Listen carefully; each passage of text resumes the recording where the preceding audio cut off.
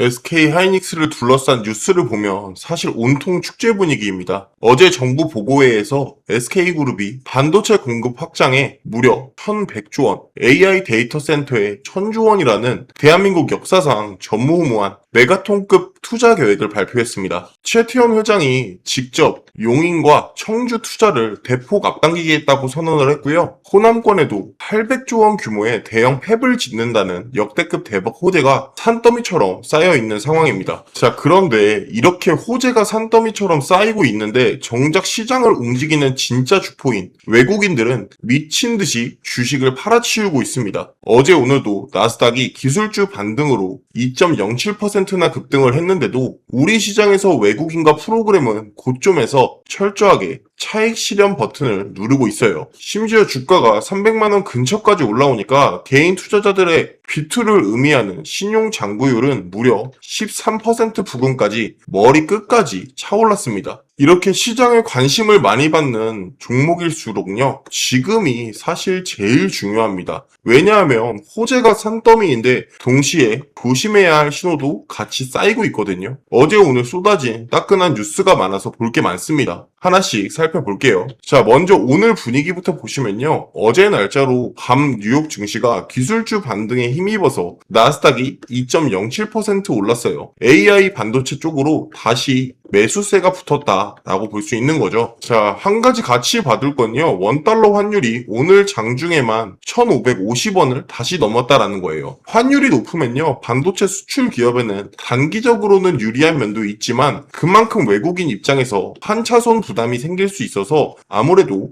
양면이 있습니다. 자, 이 환율 이야기는요. 제가 영상 뒤에서 외국인 수급이랑도 연결지어서 설명을 드릴 테니까 기억을 좀 해두세요. 자, 먼저 가장 큰 뉴스는 6월 29일 바로 어제 청와대에서 대한민국 대도약 3대 메가 프로젝트 국민보고회가 열렸습니다. 여기서 SK그룹이 반도체 공급 확장에 약 1,100조 원, AI 데이터 센터에 약 100조 원 규모의 투자 계획을 내놨습니다. 자, 숫자가 너무 커서 감이 안 오시죠? 자, 그만큼 메모리 중심으로 AI 시대의 주도권을 계속해서 가져가겠다라는 강한 의지를 엿볼 수 있는 겁니다. 구체적으로 보시게 되면 최태원 SK그룹 회장이 직접 SK하이닉스가 용인에는 600조 원, 청주에는 100조 원 투자를 앞당겨 실시하겠다고 밝혔어요. 특히 청주는요, 낸드 플래시 증산을 위한 투자인데 원래 내년 초 착공 목표였던 M17 공장 증설을 더 앞당기겠다는 뜻으로 풀이가 됩니다. 그만큼 지금 메모리 수요가 강하다라고 본다는 거죠. 자, 여기서 끝이 아닙니다. 정부 발표에 따르면요, 삼성전자와 SK하이닉스가 광주 전남에 800조 원을 투자해서 메모리 공장을 각각 2기씩 총 4기를 짓기로 했어요. 수도권에 이은 제2의 반도체 생산 기지를 만든다라는 건데요. 또 SK하이닉스는 AI 데이터 센터도 울산 외에 호남, 중부, 대구, 경북, 강원권까지 추가 입지를 검토 중이라고 해요. AI 데이터 센터는 쉽게 말씀드려서 AI를 돌리는 거대한 컴퓨터 창고라고 보시면 되는데 여기에 SK하이닉스의 메모리가 잔뜩 들어가니까 본업하고도 사실 연결이 된다라고 생각을 하시면 좋을 것 같고요. 그러니까 본업하고 연결되는 투자를 지속적으로 해주고 있는 거죠. 여기에 반도체 협회 또한 이 투자 계획의 환영 입장을 밝히면서 수도권 밖에서 전공정 투자가 이루어진다는 점에서 인프라의 다극화의 계기가 될 거라고 평가했습니다. 자, 그리고 SK하이닉스가 미국 예탁증석, 즉 ADR 형태로 미국 증시 상장을 추진하고 있어요. 자, ADR은요, 쉽게 말해서 한국 주식을 미국에서도 사고 팔 수 있게 만드는 증서라고 보시면 되겠습니다. 이게 되게 되면 해외 투자자들이 SK하이닉스를 접근하기가 훨씬 쉬워지겠죠. 실제로 회사가 미국 증권거래위원회에 상장 신청서를 제출한 사실도 별도 보도로 확인됐고요. 글로벌 자금이 더 들어올 수 있는 통로가 열린다는 점에서 호재로 해석이 됩니다. 다만 이건 동시에 리스크 요인도 있는데 이것 또한 뒤에서 다시 말씀드릴게요. 자, 지금 미국의 대중국 반도체 규제 속에서도 SK하이닉스 중국 다롄 공장은 출자를 늘리고 기술 인력 채용을 이어가고 있는 정황이 공개 자료로 확인이 됐습니다.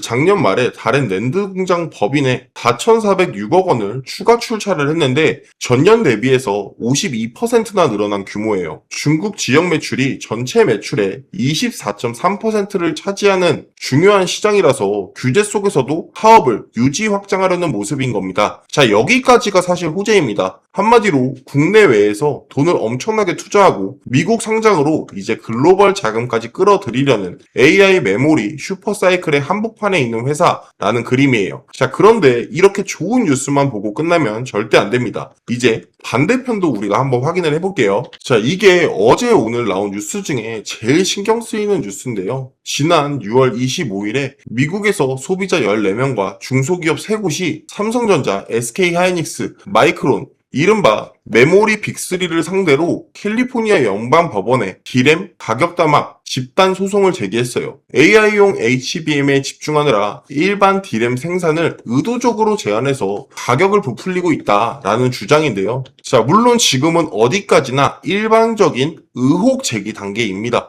하지만 업계가 긴장을 하는 이유는요. 과거 2005년에도 삼성전자와 SK하이닉스가 미국에서 디램 담합 혐의가 인정돼서 거액의 과징금을 문 사례가 있거든요. 그래서 이런 뉴스는 가볍게 넘기면 안 되는 잠재 리스크라서 가져왔고요. 자, 아까 ADR 상장이 호재라고 말씀을 드렸죠. 그런데 같은 뉴스 안에서도 경고도 있습니다. 미국 운용사들이 SK하이닉스 ADR을 기초로 한 레버리지 인버스 ETF 출시를 줄줄이 추진하고 있거든요. 자, 레버리지 인버스 ETF는 주가 등락을 2배로 따라가는 상품인데, 자, 이런 게 커지게 되면요. 매일 사고 파는, 기계적으로 사고 파는 물량이 늘면서 본주, 그러니까 즉 한국에서 거래되는 SK하이닉스의 주가의 변동성도 같이 커질 수 있다는 우려예요. 자, 여기에 알렉스 알트만 바클레이즈 전략가의 경우에는요. 레버리지 ETF 거래 확대가 시장을 급격한 조정에 더 취약하게 만들고 있다라고 평가하기도 했고요. 좋은 점과 위험이 한 몸에 붙어있는 셈인 거죠. 자, 그리고 다른 투자가 이어진다라는 게 호재이기도 하지만 그 이면에는 분명하게 규제 리스크도 존재를 합니다. 미국이 작년에 다른 우시 공장에 적용되던 포괄 허가를 폐지하면서 이제 SK하이닉스는 중국 공장에 필요한 미국산 장비를 매년 허가를 받아야 하는 구조가 됐어요.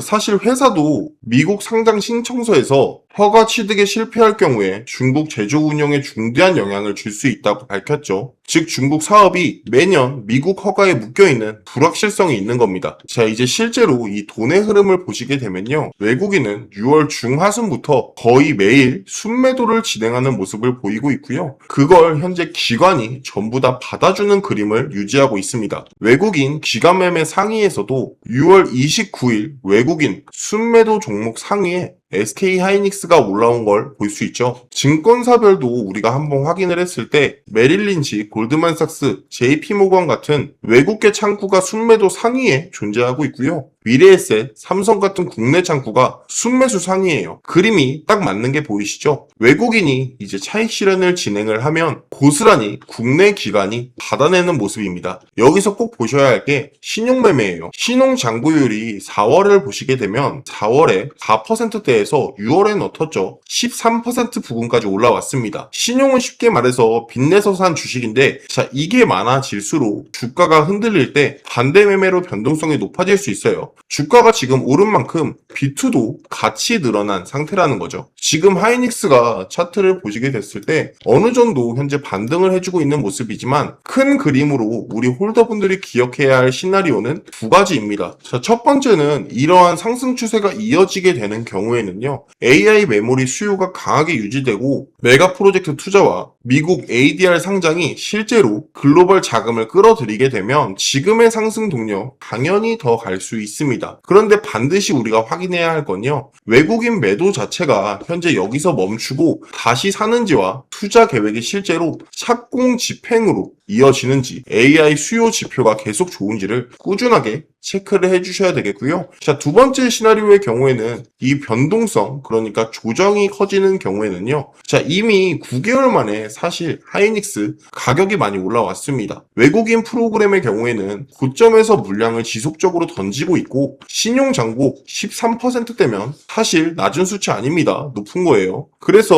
여러분들이 변동성이 심할 때 프로그램 외국인 순매도가 쌓이는 부분에 라인을 반드시 지속 체크하고 지금 가장 중요한 가격대는 300만원 고점이 지금은 가장 중요한 포인트입니다. 해당 가격을 넘어가는지를 우선적으로 체크를 해야 하겠습니다. 주주 여러분들이 아셔야 되는 건요. 제가 이렇게 매번 숨겨진 메이저 의도를 분석하고 정확한 팩트만 내서 대본을 만들고 영상을 촬영하는 데는 필연적으로요. 이 시간이 소요가 됩니다. 하지만 주식시장은 알다시피 타이밍 싸움이죠. 그래서 우리 구독자분들을 위해 매일 아침 9시 장 시작하기 전에 세력들의 장전 수급을 미리 포착해서 당일 시초가로 가볍고 강하게 튀어오를 수 있는 핵심 종목들을 실시간으로 짚어드리는 무료 소통방을 운영하고 있습니다. 실제로 6월 29일 오늘자 관심 종목을 보시게 되면요. 8시 59분에 원익 IPS, VM, 하청기공, 금호타이어 총 4종목을 안내 도움 드렸고요. 그래서 우리가 내려서 실제 수익이 났나 이 부분을 같이 확인을 해보면요. 원익 IPS의 경우에는 6월 29일 날짜로 해서 5% 수익이 나왔고요. 금호타이어 17%, VM 5%, 하청기공 4%, 4종목 모두 수익 마감한 걸 볼 수 있습니다. 실제로 방에 입장하신 분들은 매일 아침 남들보다 빠르게 진입해서 안전하게 단기 급등 수익을 챙겨가고 있는 거예요. 저는 수익이 나든 안 나든 매일 아침 종목의 흐름을 투명하게 복귀해드리고 있고요. 장 시작 전 최고의 흐름을 가져갈 종목 3개에서 4개 정도만 추려서